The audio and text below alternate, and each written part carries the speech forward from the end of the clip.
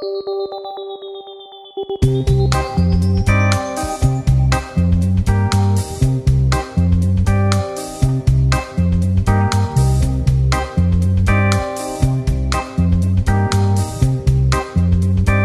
tout le monde, c'est Deluge et bienvenue dans cette nouvelle vidéo.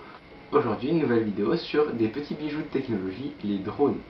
Mais nous n'allons pas étudier les drones basiques comme les DJI, les Sony ou je ne sais quoi. Nous allons nous intéresser aux drones plus spéciaux qui ont des capacités spéciales, qui sont amusantes, incroyables. Nous allons donc en voir plusieurs dans cette vidéo, je vous laisse découvrir ça.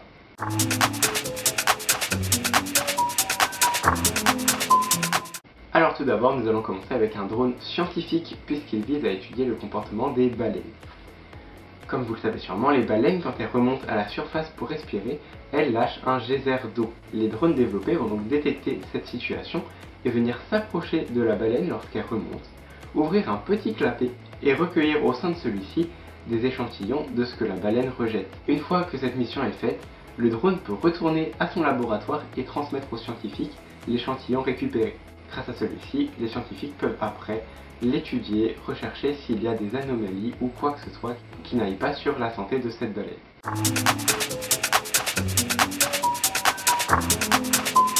Alors on reste dans le domaine de la mer, mais cette fois on part en Australie pour pêcher. Alors ce n'est pas un drone de pêche à proprement parler, c'est un DJI Phantom 4, un drone très connu de la marque DJI, qui a été transformé, modifié afin d'aider à pêcher.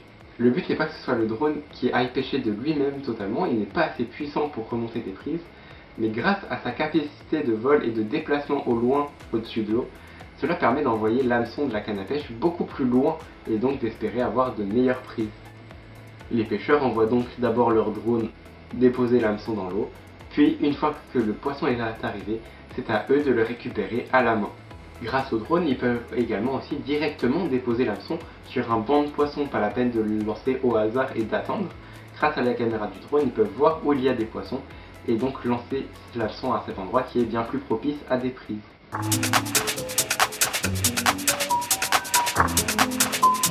Alors ici encore, on reste dans le domaine de la mer, mais cette fois du côté des loisirs, puisqu'on va parler d'un drone surfeur. Alors vous connaissez sûrement le wakeboard ou le kitesurf, il y en a peut-être même qui en pratiquent. Et bien là, c'est du drone surfing, c'est un mélange de ces deux pratiques avec des drones. Le principe est plutôt simple, le surfeur se trouve sur une planche au niveau de la mer et est tiré par un drone dans les airs. Le principe est le même qu'une voile et le surfeur peut réaliser pareil, des figures, se déplacer, s'élever au-dessus de l'eau s'il possède un foil, mais cette fois c'est un drone qui tire. Ce nouveau mode sport est apporté par la team Freefly qui espère révolutionner ce monde. Ils utilisent donc leur propre drone, le Freefly Alta 8, afin de réaliser ceci. Aujourd'hui, le Freefly Alta 8 coûte aux alentours des 17 000 €.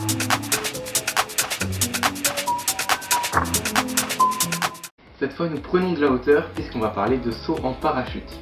Depuis toujours, l'humain a voulu sauter en parachute de plus en plus haut, depuis des hélicoptères, des avions, des tours, donc les drones n'en font pas exception. C'est donc le 12 mai 2017 en Lettonie que Angus Hochstein a réalisé le premier saut en parachute depuis un drone. Celui-ci s'était porté volontaire afin de réaliser ce saut. Il a d'abord monté une tour afin de prendre un minimum de hauteur, puis s'est accroché au drone qui l'a emmené à 350 mètres d'altitude. Une fois arrivé à son altitude, il s'est lâché et a ouvert son parachute quelques mètres plus bas.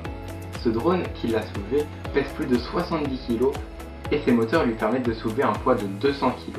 Il coûte aujourd'hui dans les 30 000 € et ne peut voler que 10-15 minutes, mais les développeurs indiquent qu'il s'agit d'un prototype et qu'ils espèrent l'améliorer.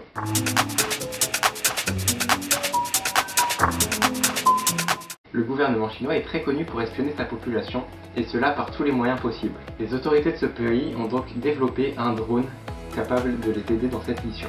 Ce drone se nomme Dove et comme son nom l'indique, il reprend l'apparence d'un pigeon. Au-delà de son apparence, il reproduit environ 90% des véritables mouvements d'un véritable pigeon. Ce drone est tellement réaliste qu'il peut s'insérer aisément au sein d'un autre groupe de véritables pigeons qui ne verront même pas la différence et continueront de voler avec lui. Ce tout petit drone de 200 grammes et 50 cm embarque des merveilles de technologie afin de surveiller le mieux possible toute cette population. En effet, celui-ci est équipé d'une caméra reliée au service de police directement, ainsi que d'un GPS pouvant tracer à peu près tout ce qui bouge. Ses capacités lui permettent de voler jusqu'à 40 km/h et cela pendant environ une trentaine de minutes.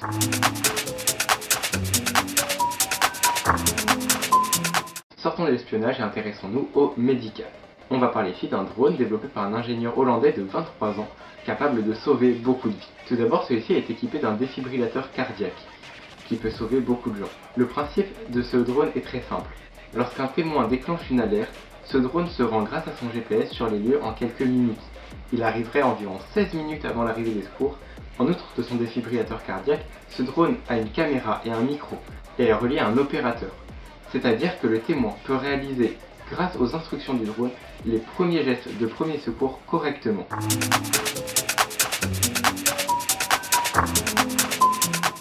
À l'heure actuelle, un des défis de l'humanité est de construire des immeubles toujours plus hauts, des gratte-ciels plus imposants les uns que les autres. Mais ceux-ci, souvent constitués de baies vitrées, posent des problèmes pour les laveurs de vitres, ne pouvant pas s'élever à certaines hauteurs ou ne pouvant pas se rendre dans des coins les plus compliqués. C'est pour cela qu'une entreprise a mis au point des drones laveurs de vitres. Ceux-ci coûtent tout d'abord moins cher, peuvent se faufiler à davantage d'endroits et sont surtout beaucoup plus sécuritaires. Et la qualité n'est pas moindre parce que ce sont des drones. Ils lavent aussi bien qu'un humain, voire mieux.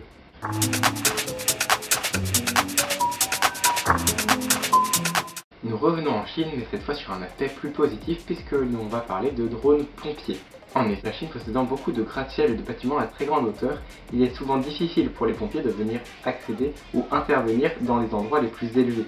La société Hihang a donc lancé son drone pompier, se nommant le Hihang 216F. Ce drone peut voler à une hauteur maximale de 600 mètres et transporter avec lui jusqu'à 150 litres de mousse extinctante ainsi que 6 bombes anti-incendie en un seul voyage. Grâce à sa caméra, le 216S est capable de repérer l'origine du feu.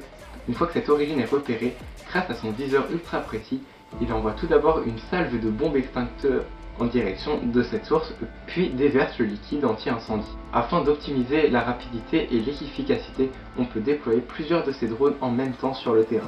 Les Hihang 216F sont en train d'être développés et continuent à croître dans les casernes de Chine. Nous en verrons sûrement de plus en plus dans les années à venir. Voilà, nous avons découvert une multitude de drones plus incroyables les uns que les autres. N'hésitez pas à me dire en commentaire ce que vous avez pensé de ces drones, si vous aimeriez les tester et si vous en connaissez d'autres que je n'ai pas cités dans cette vidéo. Les commentaires sont là pour ça. Évidemment, comme d'habitude, si vous souhaitez, tous les liens sont en description pour aller voir ce que je vous ai raconté et puis même découvrir d'autres drones. Je vous invite également à rejoindre le Discord de la chaîne, c'est là que se trouvent les principales informations, ainsi que mes autres réseaux sociaux. Sur ce, on se retrouve bientôt en live ou en vidéo. C'était Déluge, salut!